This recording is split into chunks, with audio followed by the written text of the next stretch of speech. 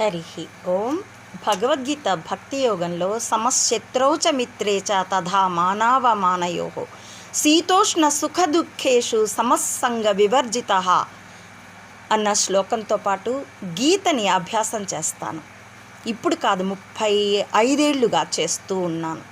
నా గురువు పీవీజీ కూడా ఆ విషయంలో నాకు గట్టి శిక్షణనే ఇచ్చారు. కాబట్టి కమ్మని బూతుల్ని పట్టించుకోను.